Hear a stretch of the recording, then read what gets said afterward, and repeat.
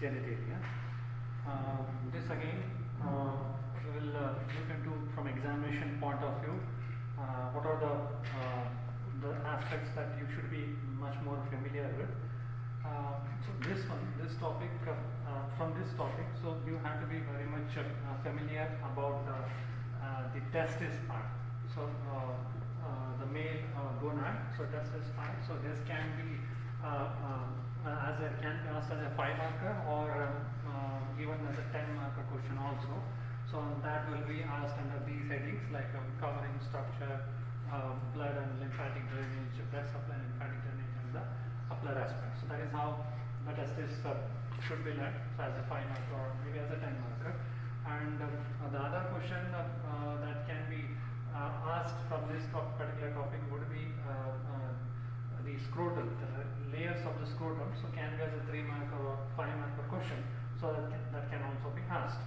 And other than these two questions, even the embryologically related, so the descent of the testis that you might have learned by this time. So descent of the testis is again a 5 marker question.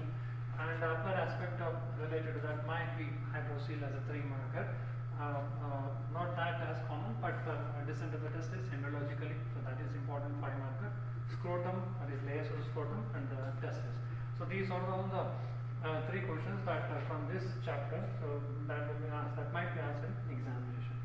So we'll look into that these topics slightly in detail about all these subheadings. Now, as a descriptive purpose, again, the male genital organs have been divided into 2 groups, that is as external and internal groups. Now, the external also has its subdivisions and as well as the internal. But first, we look into the internal genital organ, that will be dealt again later. So, the organs which are considered to be like internal genital organs with respect to male would be or categorized or for descriptive purpose can be studied as a prostate. So this is again a 5 or 10 marker that will be dealt again in the coming classes. Prostate, so you can make out here this is a diagram appearing to be the bladder. Just below the around the neck of the bladder, what you see, this structure is called as a prostate. And in the same line, in the same plane, just below that will be bulbourethral glands, also considered to be an internal genital organ. Then the seminal vesicle. Other than that, you can even see the ductus deferens or the vas deferens, which is in turn joining with the duct of the seminal vesicle to form the ejaculatory duct. So these are all the structures are considered to be the male internal genital organ. That is prostate, bulbourethral gland, seminal vesicle, ductus deferens, and ejaculatory duct. So these are the.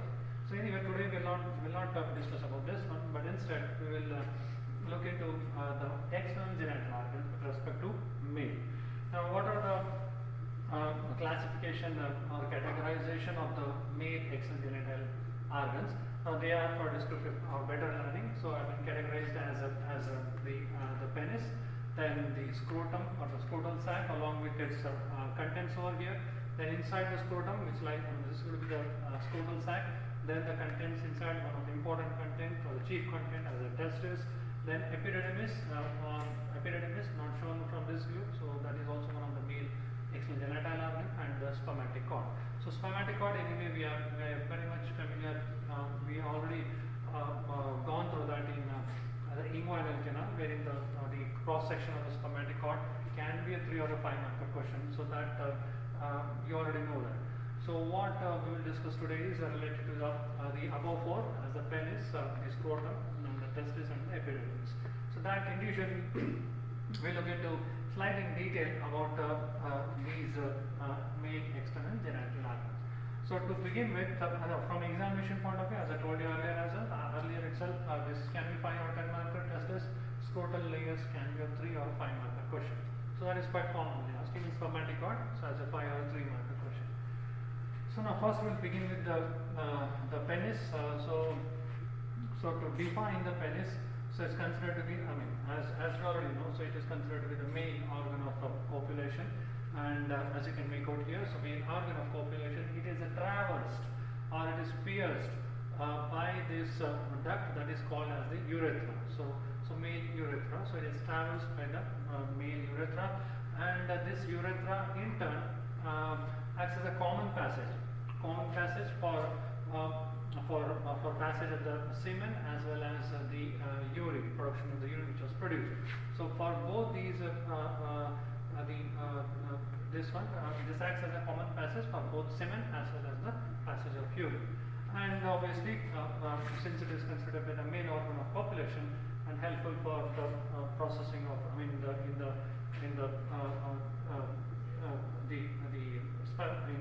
process of the reproductive pathway. So that is how we can define the penis. Then related to the position of the penis, now that depends. The position depends upon the state of the penis, or in a sense, for better descriptive purpose, it can be in a flaccid state or erect state.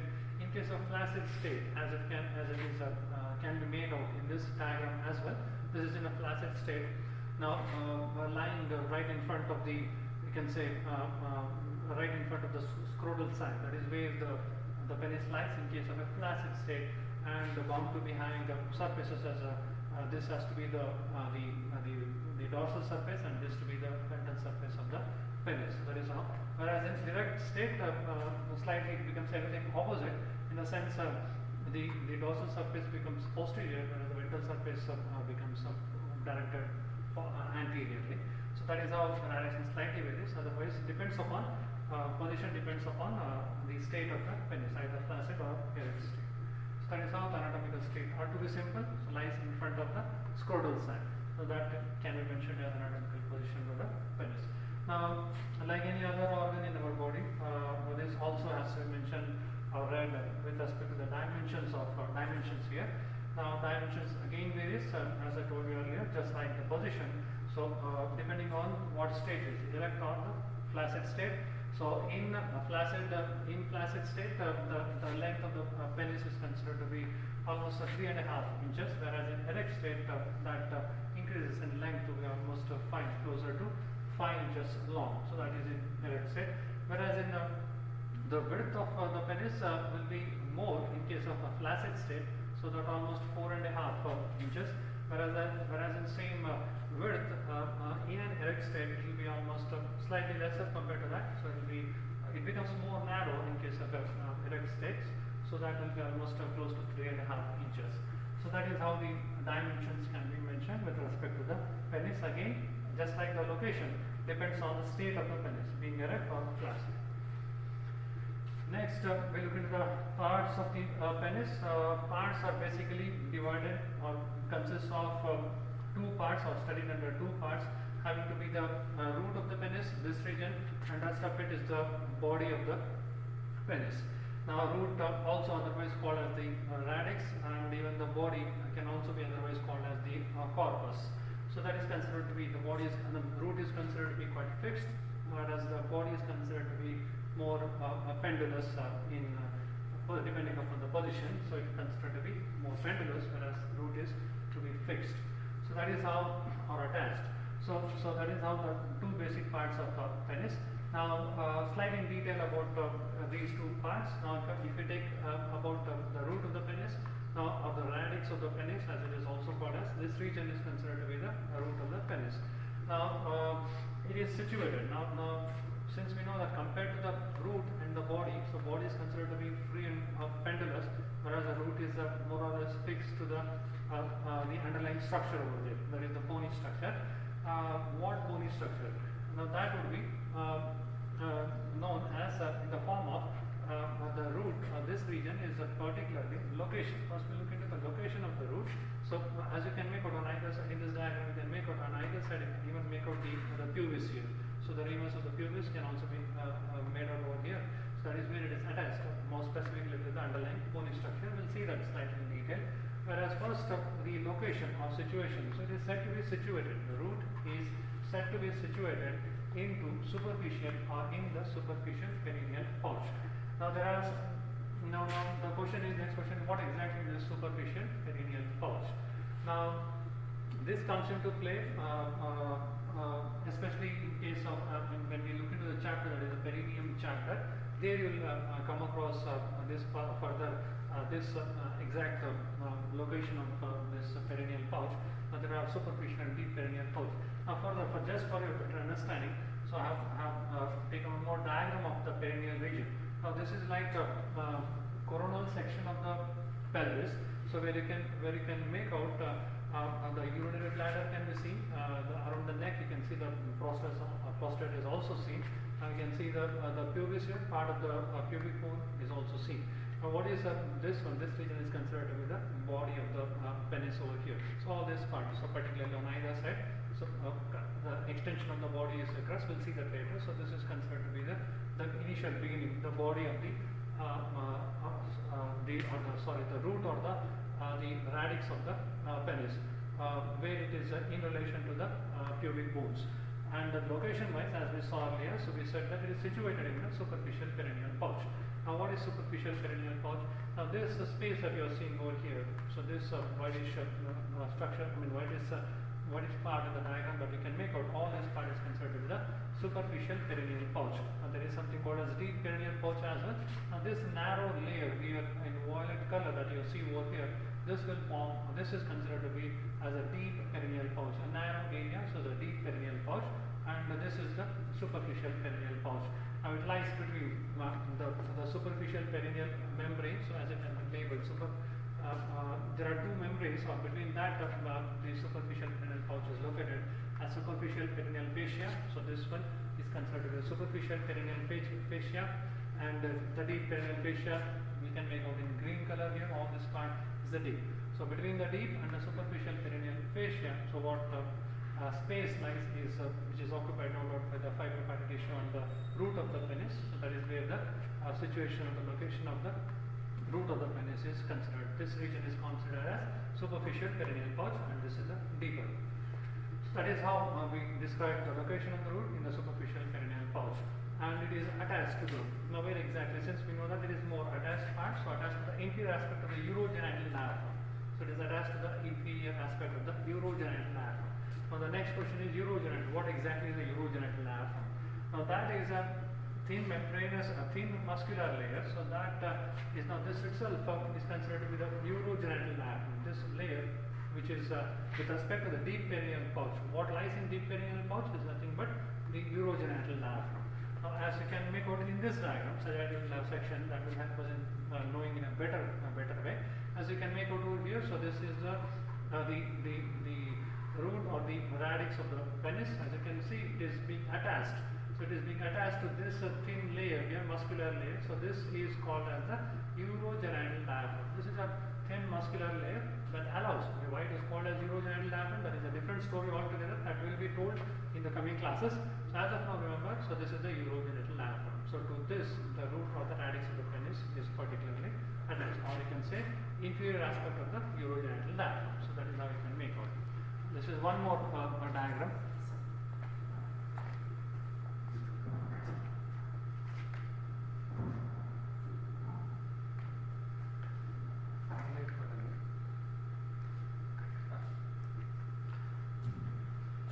So I hope I'm audible now. So as you can make out over here, so this what I was saying was this is the urogenital diaphragm. So this is the urogenital diaphragm to which the root or the radix of the penis is being attached over here. You can make out over here. So that is how the urogenital diaphragm. So that is just for your better understanding, urogenital diaphragm. So that is where it is located. This is one more view. So that this you will learn it in detail in the coming classes. Just for your reference, so that you should get a better imagination of the location of whatever the structure that you are studying. So now this is the region. This region which I will mark as the hiatus urogenitalis. Hiatus means opening. So this region will be covered by the thin muscular layer. So that is called urogenital diaphragm. So that right now urogenital diaphragm is not being shown. It is more or less like a triangular thin muscular layer. So that will be the urogenital diaphragm to which the root of the penis is attached. As you can make out, now this is how the urogenital diaphragm looks like or appears like. So as you can make out here, this is a triangular shaped structure that you are seeing over here. So this is the muscular layer. So triangular muscular layer. So this is the urogenital diaphragm over here. So it is this muscular layer is between the superficial fascia and the deep perineal fascia. So in between them, so that is the urogenital diaphragm. To the base of this one, or the inferior surface, there is a green layer what has been shown over the inferior fascia. So to this one, the root or the radix of the penis is attached exactly. So that is how. This is about this is just to make you understand in a better way. So now we'll go back to the beginning of the root or the radix of the penis. So as you can see over here, so location was in the superficial perineal pouch. We know where exactly the superficial perineal pouch. Now attached to the interior aspect of urogenital diaphragm, we know what is urogenital diaphragm. Now consists of, what exactly the root of the or the radix of the penis consists of. So it is said to be consisting of three masses, or more specifically three erectile tissues. So those are labeled, as you can make out even in this diagram as well. You can make out this is the crura. So right and left crura. So right and left crura, and the bulb of the penis. So this is the bulb of this one. So ultimately the root of the penis consists of the bulb and then the crura, right and the left crura. So that is what both of, all the three are nothing but the erectile tissue. So masses of erectile tissue which are considered to be as a content of what exactly the root or the radix is made up of. Two crura, right and left, and the bulb of the penis. Now this is again a coronal section in the perineal region. Now perineum or the perineal region is a region wherein the external genitalia are located. So the area where external genitalia along with the anal opening is considered to be the perineal region or the perineum. So now here, so these are the right and left crura and the bulb of the penis. So all the three structures are considered to be the contents of root or made up of root, what it is made up of. They are nothing but erectile tissue. Now attached so since we know that the root is attached part, so as you can make out here, so the pubic bone can be seen over here. So the bony part to this the crura are attached over here. So each crus, so that is what it says, each crus right and left is attached to the margin of the pubic arch. So everted margin of the pubic arch, that is where it is attached. So this one. So this is the pubic arch over there. Now further if you trace the crura, right and left crura, so this will form the crus of the penis. Continues as it becomes quite narrow and continues as the corpora cavernosa. So that converges as anteriorly. If you trace the right and left crura, so that will join with the opposite side to form. So as you can make out even in the diagram, so it is joining both right and left. So if you trace it further, they are joining to form. So what exactly to form? So they are called as the corpora cavernosa. So corpora cavernosa is nothing but a erectile tissue. So wherein both right and left crus join to form the corpora cavernosa of the penis. That is the chief content of the penis. Whereas the bulb of the penis is again made up of erectile tissue, but it is said to be more specifically attached to the perineal membrane. As you can make out here, it has been labeled over here, so as in the transverse line. So representing that is to be the perineal membrane. Or between the two crura will be the location of the bulb of the penis. Now, if you further trace the bulb of the penis, it further becomes narrower and continues as the corpus spongiosum. Now below and between the two corpora cavernosa here, so it will be the location of the corpus spongiosum. So bulb of the penis continues as a narrow structure between and below the corpus the corpora cavernosa as corpus spongiosum. Now if you further trace the spongiosum, it further at the tip it enlarges to form the glands of the penis. So that is how you can trace the bulb as well as the crura of the penis. So it will continue as the corpus spongiosum of the body of the penis. Now one important feature would be, that is worth remembering, is now this corpus spongiosum is pierced or traversed by the urethra. So that is the way. So urethra, mind you, so urethra will traverse or pierce the corpus spongiosum. So remember that. So corpus spongiosum is the one that is pierced or traversed by the urethra. So that you have to remember. Whereas one more thing, there will be slight dilatation in the beginning. So when the urethra pierces the corpus spongiosum, so that particular region is called as the intravalvar fossa. So as you can make out from this diagram over here, so the next diagram. So as you can make out over here, So see, you can see here, this is the urethra, this is the corpora spongiosum, corpus spongiosum being pierced by the urethra. So slight dilatation of the urethra here, the beginning is called as the intravulvar fossa. So that is how it is labeled. Now, further what happens is this one, both the crust, right crust and the left crust, as well as the bulb of the penis, they are initially covered by a thin layer of muscle. Now, both the crusts are covered by this muscle that is called an ischio-cavernous muscle or ischio-cavernosus. Same way, bulb is also covered by bulbospongiosus muscle. So as you can make out in the diagram over here. So here this part is, as you can see over here, this crust are covered by the muscle that is ischio-cavernosus. Similarly, the bulb of the penis, bulb of the root of the penis is also covered by a muscle that is called as the bulbospongiosus. This is bulbospongiosus, this is ischio-cavernosus. That is the beginning where it is covered, but later, as a further dress, it continues as the erectile tissue. So that is how root, which is made up of these structures, or erectile tissue. Now, after that, we'll look into the free structure of the free part of the penis. So this is called as the body of the penis. Entirely, this is called the body. Now, this, for better understanding again, the body is further divided into the body proper. This constricted part over here is called the neck of the penis, and this dilated or slightly expanded part again at the tip is called as the glans of the penis. So these are for better understanding. That is how it is divided, the body. Now, again, we'll look into slight in detail about these three parts, that is the body proper and the glans as well as the neck of the penis. Now, again, the position as well, you know that in case of flaccid state, it likes to be situated to be right in front of the scrotal sac, so that is directed. Now, flaccid state, problems in directed downwards and forwards, as you can make out over here.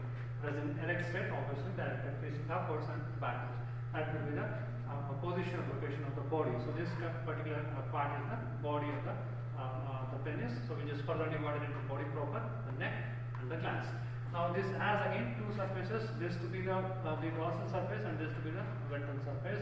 The ventral surface directed backwards in case of flaccid state. Dorsal surface directed forwards. This is again in case of the flaccid state.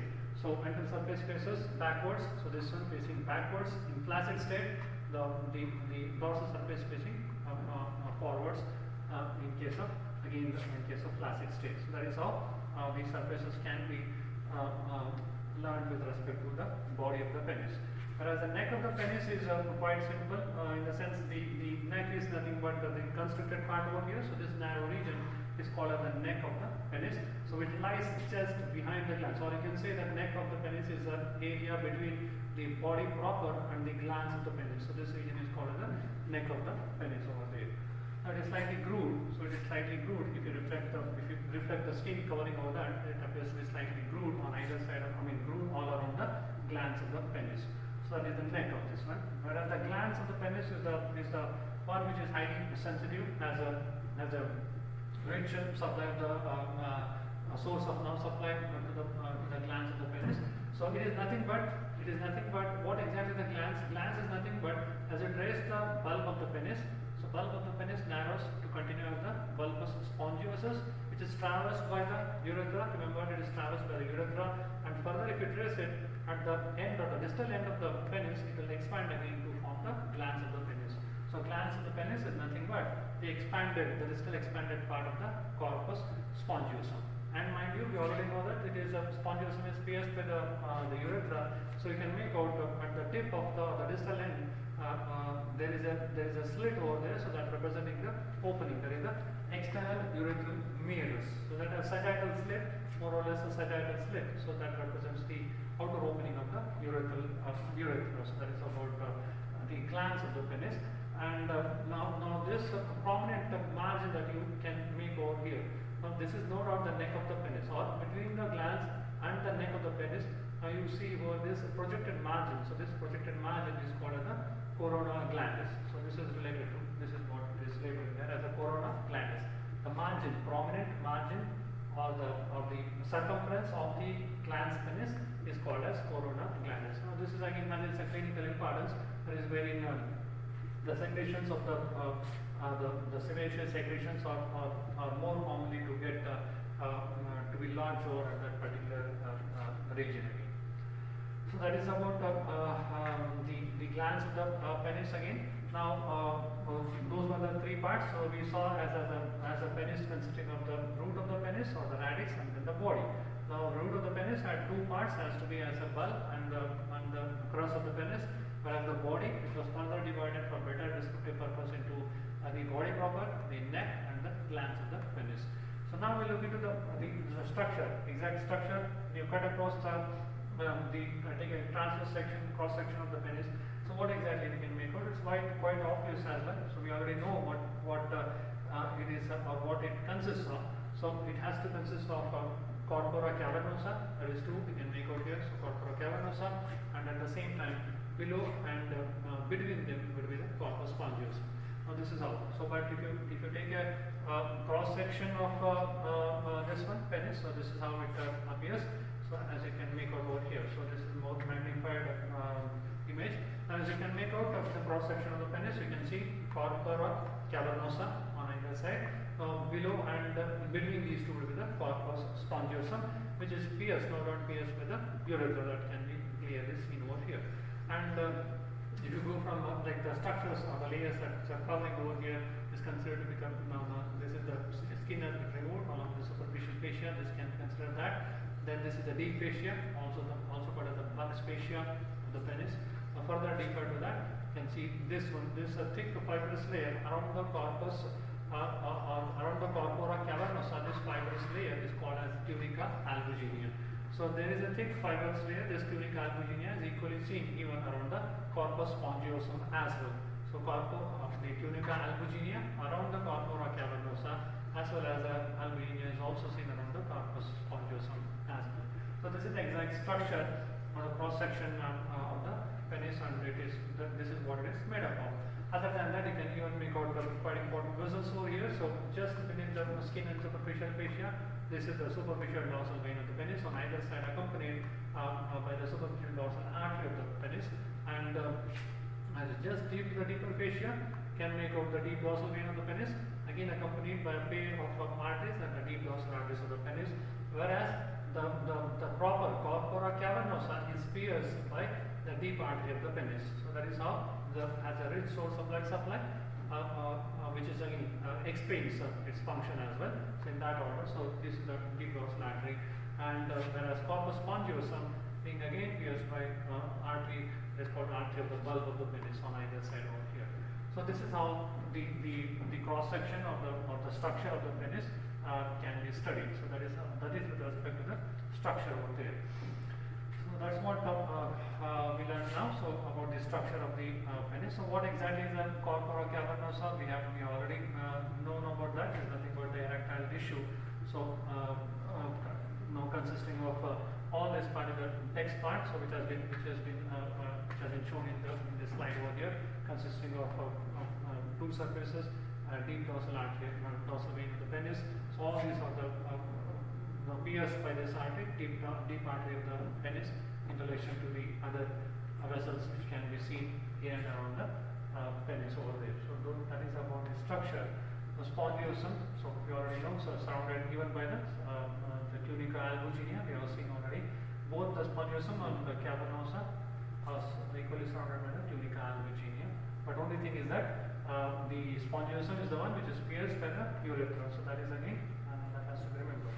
Now what are the layers? So which we already seen. So layers are nothing but we go from outside inwards, the skin.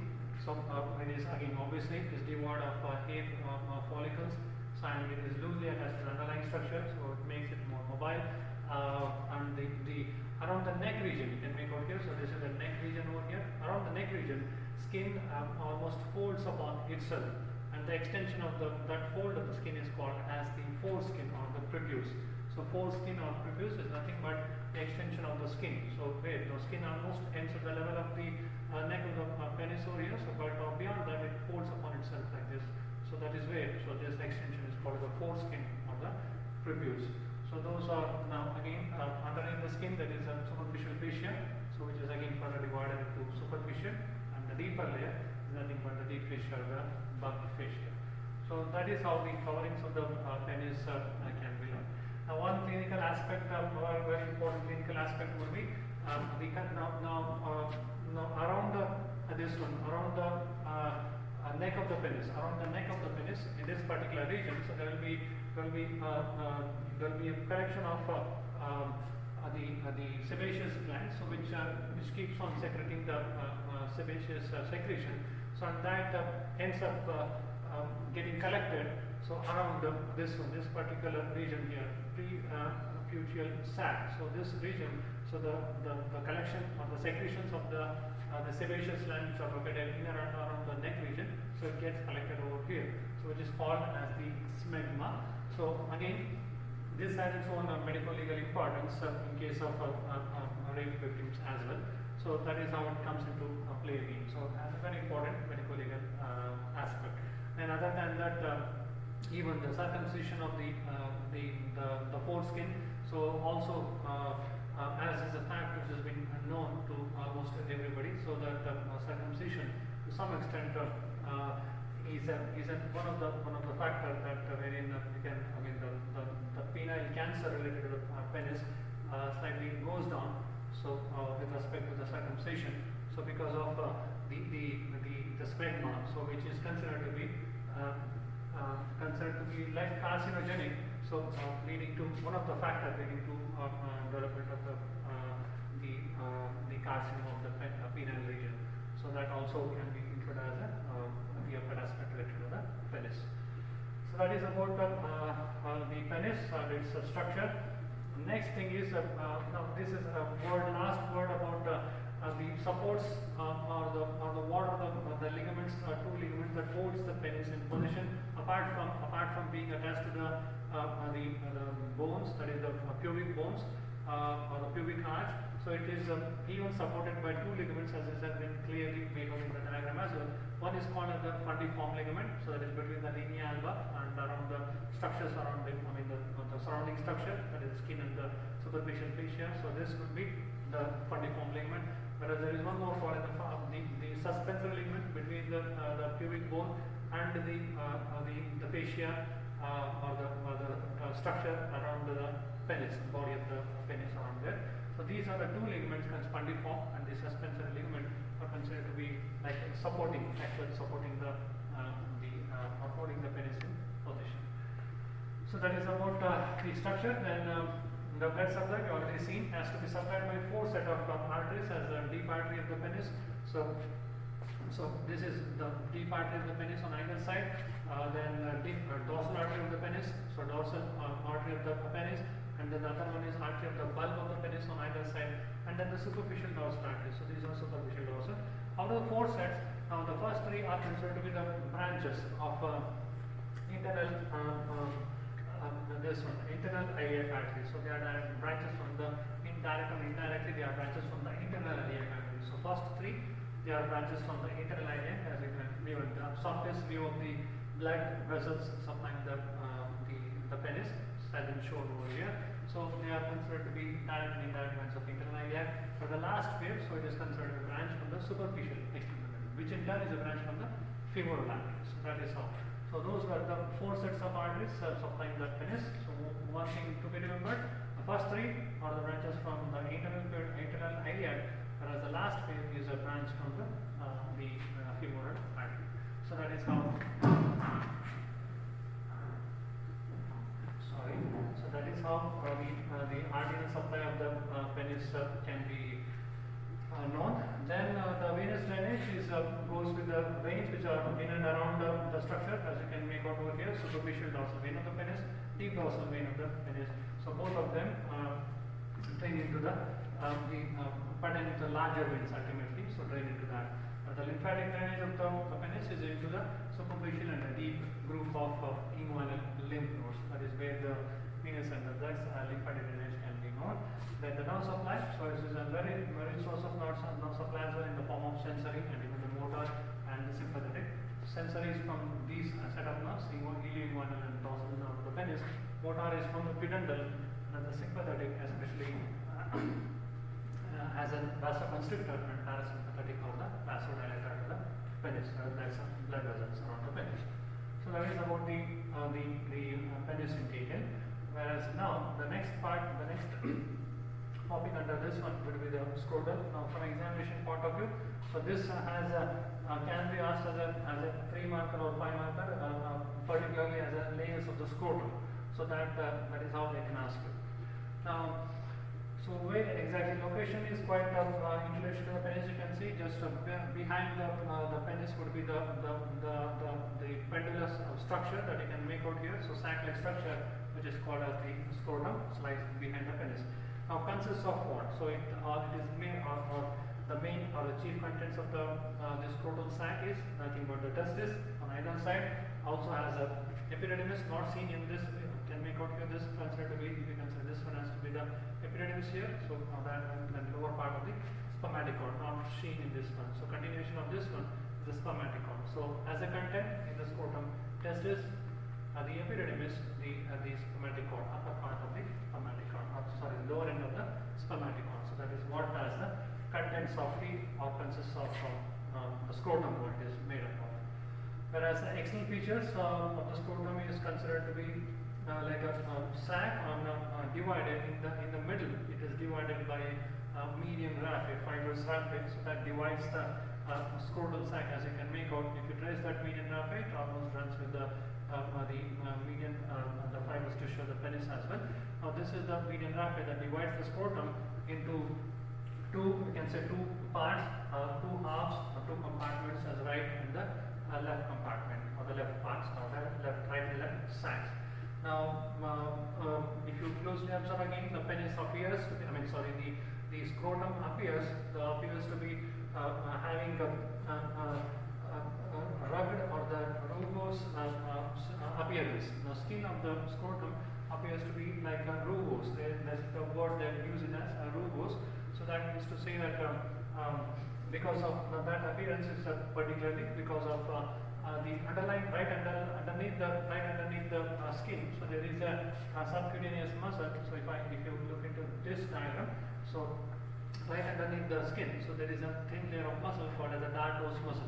So this dartos muscle makes the skin appear to be like a rugose like appearance. So that is the characteristic feature of the scrotum or the scrotum. So that is the reason for that. Now, what about depending on the right and left halves? We know that the right and the left scrotal sac. Now, usually not shown in the diagram, but otherwise the left scrotal sac is slightly lower compared to the right one. So that is because of the length of the spermatic cord is considered slightly longer on the left side with respect to the right one. So that is why the left half of the scrotal sac appears to be at a slightly lower level. So that also has its own developmental aspect, because the left testis is considered to be more. It is the first to start to descend into the scrotal sac. So that is the reason why the left spermatic cord is slightly longer compared to the right spermatic cord, and that which makes the scrotal sac to be at lower level on the left side compared to the right one. Now this is the one that is very important. That is a 3 marker or 5 marker. So now what are the layers of what exactly the scrotum is made up of? As you can trace it from outside inwards, or either ways, in whichever way possible. So if you go from outside inwards, so what are the structures that make up the scrotal layer? So outermost, as we have seen, a rugose type of appearing skin. That is what it is. The outer structure of skin. Just beneath the skin, there is a subcutaneous muscle. This is called as a dartos muscle. So that is what makes the skin rugose. Then further inside to that, there is an external spermatic fascia, and further inside there is this one, that is the cremastic fascia along with the cremastic muscle. So this is again a extension of the internal oblique muscle. So cremastic fascia, cremastic muscle, and the innermost is considered the internal spermatic fascia. So this is again nothing but extension of the fascia transversalis. So that is how the 5 layers of the scrotal sac can be mentioned. So mind you again, so from outside inwards, so it is skin, then dartos muscle right beneath the skin. So there is no superficial fascia, but instead dartos muscle. Then after that, into that external spermatic fascia, cremastic fascia and the muscle, and the internal spermatic fascia. That is how the layers of the scrotum can be remembered. So it can be a 3 marker. So that has to be worth remembering again. Now this is the differentiation between the anterior-abdominal wall layer and the layers of the scrotum. Just for your reference again, so as you can make out almost like skin on both the aspect in the anterior-abdominal wall and the scrotum. So you will see superficial fascia here, but when it is absent, instead replaced by the dartos muscle. And then in the skin, there is external oblique muscle, but here that is replaced by external spermatic fascia. Internal oblique again replaced by the cremastic muscle, the fascia. What is not seen in the scrotal layer is the transverse abdominis muscle, which is one of the layer in the abdominal wall, so that does not extend into the or correspond to the layers of the scrotum. So this is the one which is totally not seen in the layers of the scrotum. But fascia transversalis is again it is again replaced by the internal spermatic fascia. So that is the difference again. So what is which is not seen in the scrotal layer, muscle layer of the scrotum compared to the abdominal wall is the transverse abdominis muscle. So that is the one which is not seen. So this is again worth remembering. Try to remember this part. So again, dartos muscle, having the dartos muscle that is underneath the skin, so helps in regulating the spermatogenesis, or better way the spermatogenesis. It regulates the spermatogenesis in a better possible way. So that is the function of the dartos muscle. Whereas the blood supply, so it is supplied by superficial deep extrapedental arteries, the scrotal branches, ventral-pedental, and the cremastic artery from inferior cremastic artery. So those are the three sources, set of sources that supply the blood supply, and they now supply again for descriptive purpose divided into anterior and the posterior half. So anterior half by branches from the ilium vinal and posterior by the posterior caudinal of the thigh. So that's how they now supply to the scrotum, can be remembered. Whereas so this one involuntary, so the dartos being involuntary muscle supplied by the sympathetic fibers from the genitofemoral nerve. Drains into inguinal group of lymph nodes, superficial, especially superficial inguinal group of lymph nodes is the drainage for lymph from the scrotum. Whereas the other aspect would be since there are abundant or more numerous number of hair follicles that are seen in the scrotal skin, so every chances that unhygienic condition depending upon the immunity of the person, so can lead to sebaceous cysts. This can be again related as well as in the scalp region as well. So sebaceous cysts are more common in the scalp as well, depending upon the hygienic condition of the particular lesion. So that way sebaceous cysts are more common, as well as equally common would be the edema or the accumulation of fluid, the skin being very loose and lax over there. So also commonly leads to the swelling around the in and around the scrotal region. So because of laxity of the skin. So that is with respect to the scrotum. So after the penis and the scrotum, so now we will look into the main important part of the external genitalia, that is the male gonad, that is the testis. So this can be a 5 marker as well as a 10 marker, question as a 10 marker. Now this has to be learned under as coverings of the testis, then the structure of the testis, blood supply, of that aspect as well. Now, what exactly as an introductory note, what are we supposed to write or mention with respect to the testis? So we already know that compared to the homologous ovary in the female, so it is a male gonad. So testis has been location with which you already know that it is a chief content in the scrotal sac. So function, so again spermatogenesis, production of the spermatozoa, and even the hormone, that is a male the gonadal hormone, that is a testosterone. So that is the chief two functions of the testis. Now likewise any other organ, so here as well we have to mention about the dimension of the testis. So approximately consisting, the length of the testis, if you measure it, approximately almost about 5 cm long and wider about 2 cm or 2.5 cm wider. So 5 cm longer, 2.5 cm wider, and obviously we know that it is suspended in the scrotal sac by the spermatic cord. So that is what with respect to dimension, so length and width can be mentioned.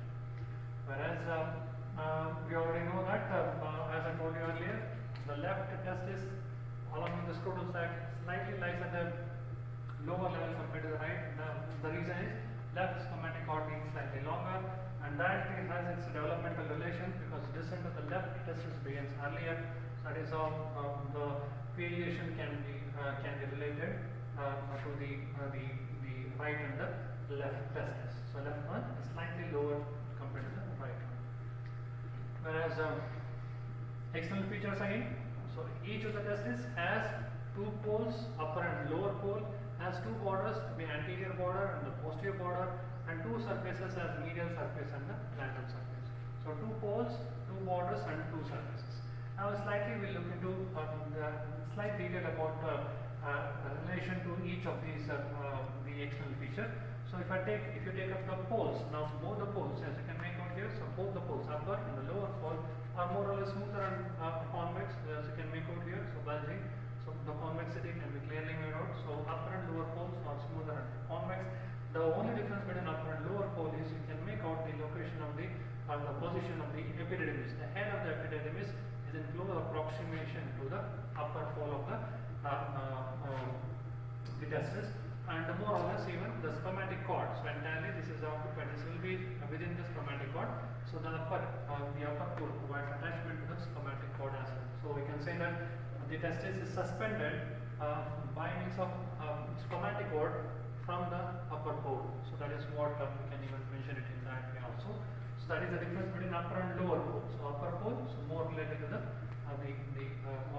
more gives an attachment to the lower end of the spermatic cord. So that is where it is mentioned between the two poles. Now when the border wise, both the anterior and posterior border, so as we have seen over here, so anterior and the posterior border. So this being the anterior and this is the posterior border. Now anterior border, likewise again it is smoother and it is convex, whereas the posterior border also convex.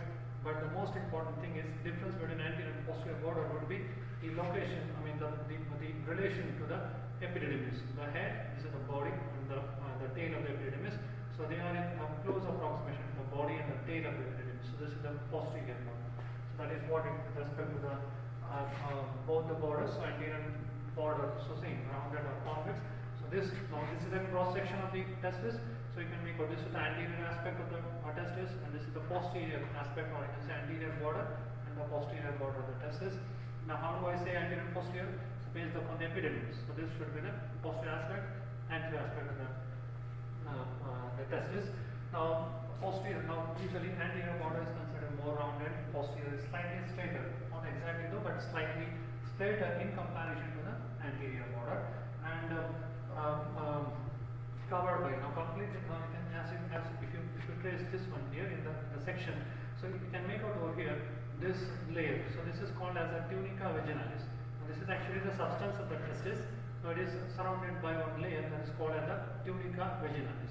So the anterior border is totally surrounded or related to the tunica vaginalis, this layer. So what is tunica vaginalis? We'll see that. So this is what the tunica vaginalis. Anterior border is very almost completely occupies or related to the tunica vaginalis, and the posterior border also related to tunica, but not that completely, because the epididymis comes in a way. That's the reason why partly covered by tunica vaginalis. So that is how the difference between the anterior and the posterior border can be remembered. So same as you can make out, tunica vaginalis more completely surrounded the anterior border, posterior border incomplete because of the epididymis location in the posterior border. So that is how the borders. And the surfaces are two, medial and lateral surface. Now more or less quite both the surfaces are bulging, and the difference how to locate, which is how to differentiate between medial and lateral surface based upon this, the gap or a space is called the spinous of the epididymis. Now what happens on the lateral surface? Now this, assuming this to be the lateral surface of the testis, now between the epididymis and the testis, so there will be a space over here, very narrow space. That space is called as the sinus of the epididymis. So this is exclusively seen on the lateral surface of the testis only, on the lateral surface. So this is how it will help us in site determination of the testis as well. This is again very important in practical aspect in abdomen. So if you get as a discussion topic testis, so you have to determine right or the left testis, or that has to be, or that can be determined based upon the sinus of the epididymis. So gap or a space between the epididymis and the testis, that space is called sinus, and this is exclusively seen only on the lateral surface of the testis only. So that differentiates lateral from the medial surface of the testis. Whereas coverings what are the coverings that we can make out? There are three set of coverings in the coverings which is seen around the testis. Has to be like to go from outside inwards as a tunica vaginalis. So this one that you are seeing here. Then further deep to that there is a white layer. So this is called as a tunica albuginea, and the innermost is called as which is in relation to the blood vessels, which is called as the tunica vasculosa. So vaginalis outside inwards, albuginea, and the vasculosa. So these are the three layers that surround. Now further, what happens if you observe tunica vaginalis internal. So if I go back to this image, now if you see here, now tunica vaginalis, it is a sac-like structure that is seen around the testis over here. Now when we say sac-like structure, it is said to be having two layers, as outer parietal and inner visceral layer. You can clearly know this entire thing is the tunica vaginalis. Now this has inner layer, this is the visceral layer, and outer layer. So this is the outer layer, this is the tunica, this is the parietal layer, and the inner visceral layer. And both of them are continuous over here, so continuous over here, giving rise to a sac potential space over between the two layers, which is called as the sac of the tunica vaginalis sac. So which again filled up with the serous fluid. So that is how tunica vaginalis came. Now what is tunica vaginalis? Now this has to be again related to the development of the testis. Now this tunica vaginalis is a remnant or the lower the part of the processus vaginalis. So if you remember from the last topic, that is in the inguinal canal, so there we have discussed about the descent of the testis, the peritoneal extension, so runs downwards along with the descent of the testis.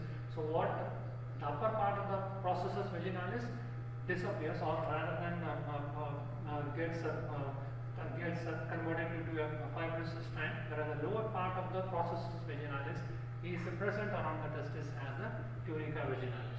So that is what along with the sac-like structure around the testis. So that is about the tunica vaginalis and the sac, which is present between the two layers of the vaginalis.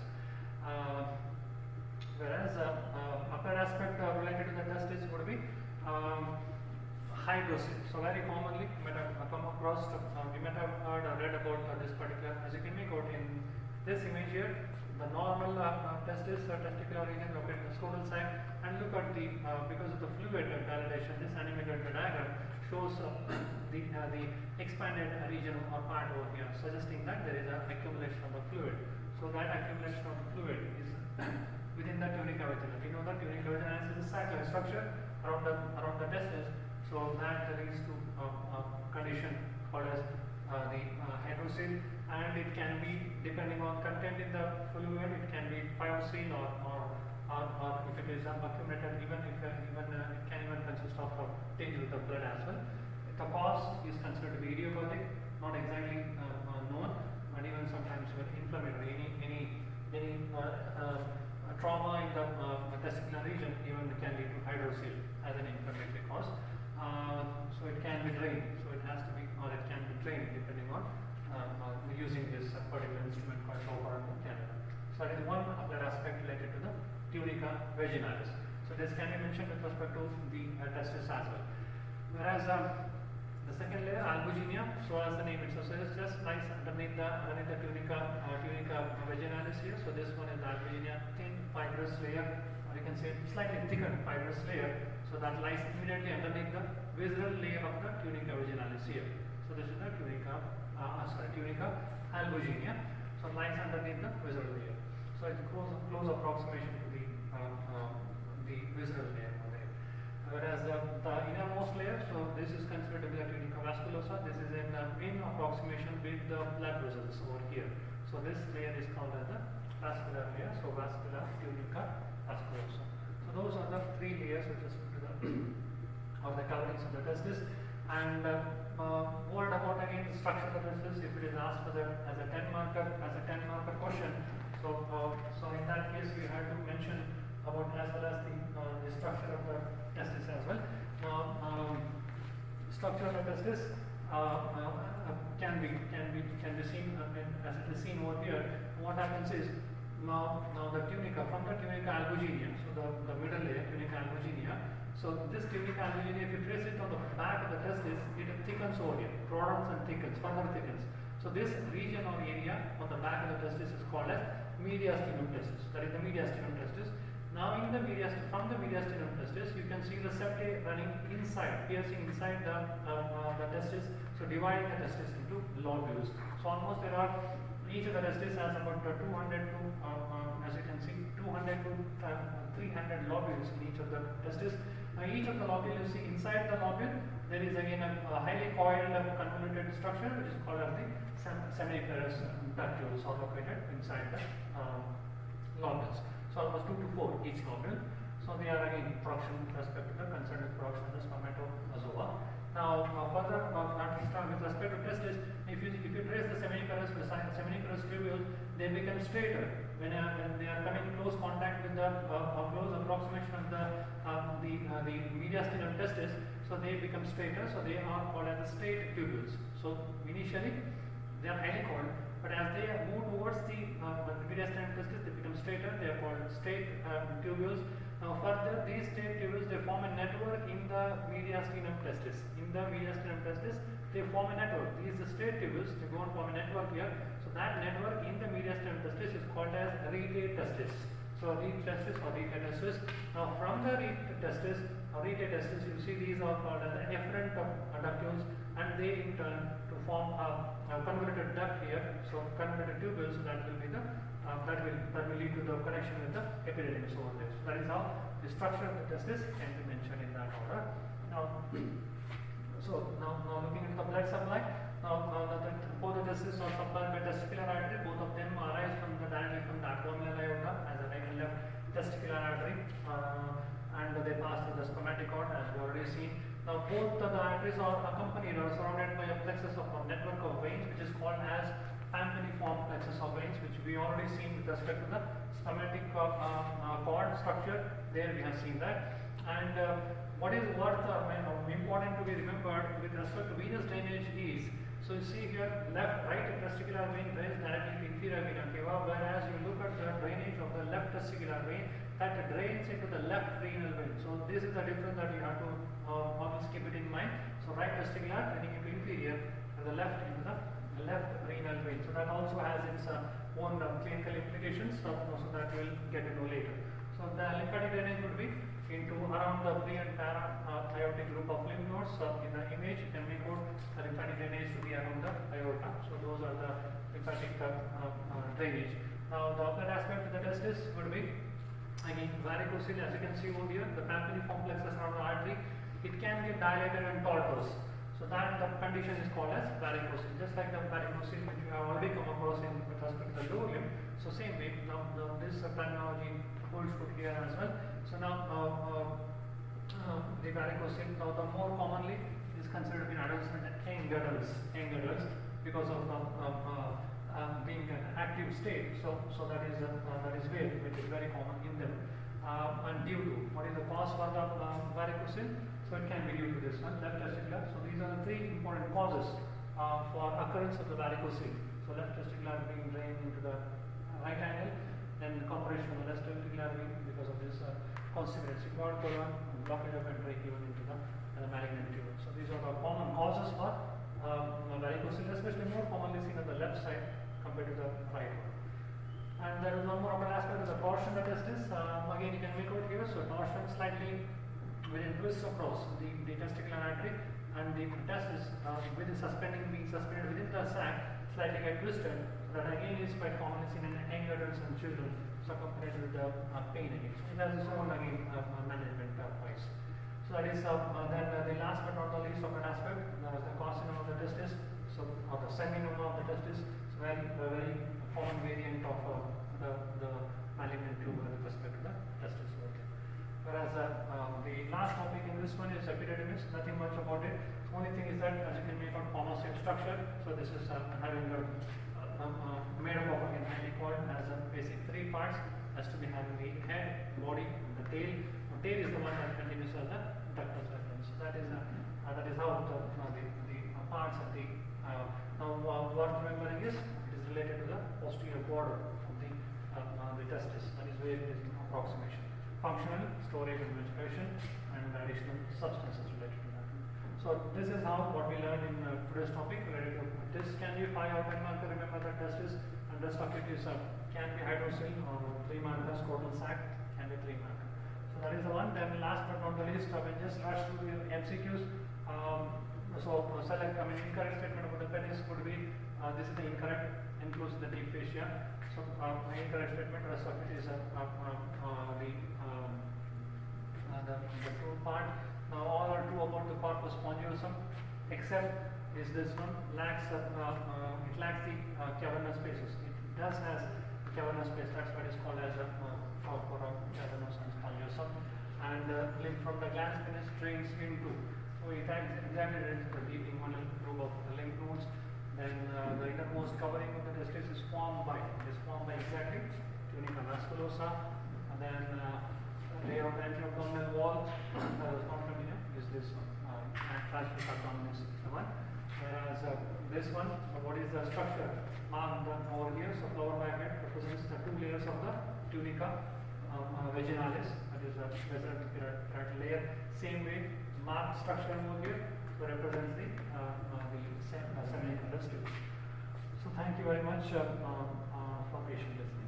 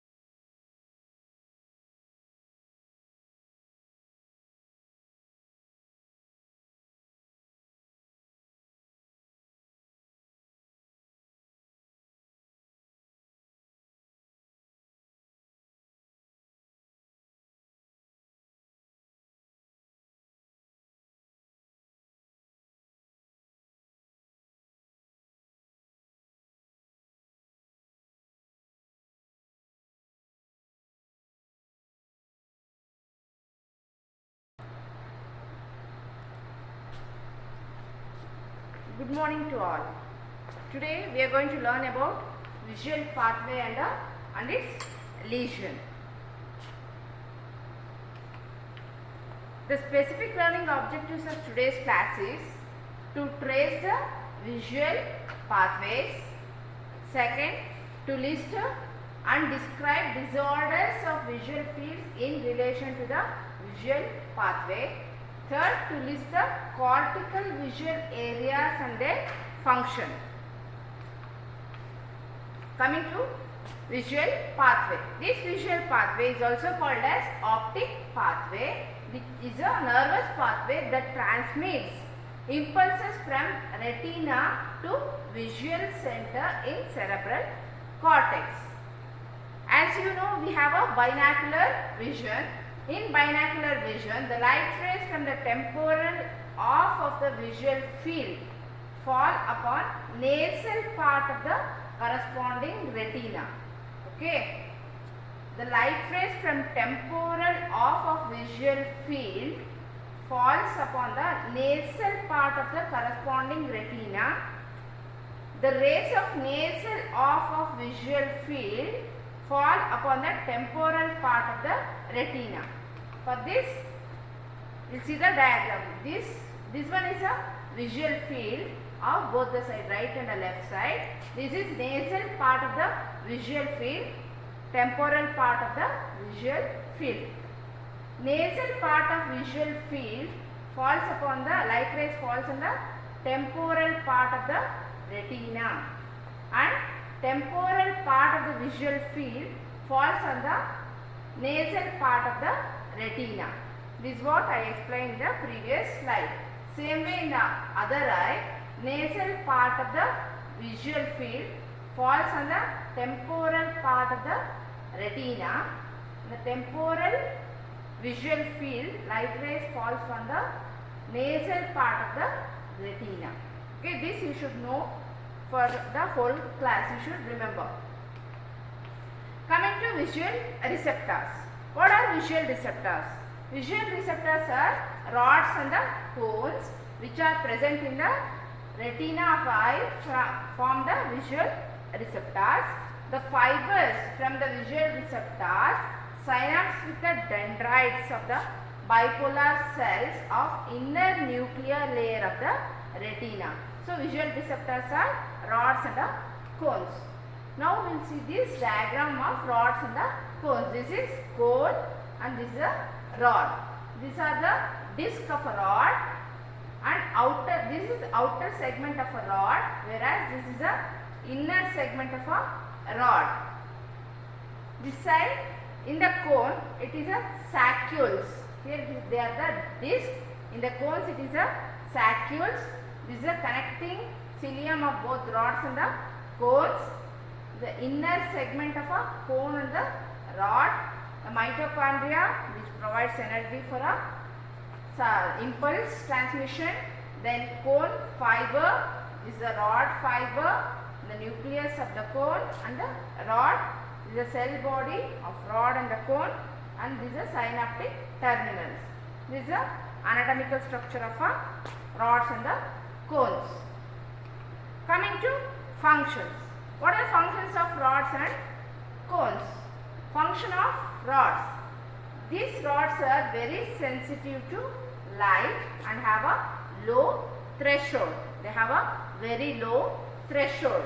So, the rods are responsible for dim light vision or night vision, also called as a scotopic vision. But rods do not take part in the visual acuity and in the color vision. So, rods is for a dim light vision or a night vision or a scotopic vision are the function of rods. Coming to cones. Cones have a high threshold for a light stimulus. So, the cones are sensitive only to bright light, because of which they are responsible for a bright light vision or daylight vision, also called as a photopic vision. The rod vision is called as a scotopic vision, whereas the cone vision is called as a photopic vision. That is scotopic, this is photopic vision. The cones are responsible for a visual acuity and color vision. Coming to phototransduction. What is this phototransduction? Phototransduction, as the name indicates, it is a process by which light energy is converted into a receptor potential in visual receptors, that is in rods and the cones. Light energy is converted into the receptor potential in rods and cones is a phototransduction. Coming to resting membrane potential. In the other sensory receptors, it is usually between -70 to -90 millivolts. But in these visual receptors, it is around -40 millivolts resting membrane potential, because this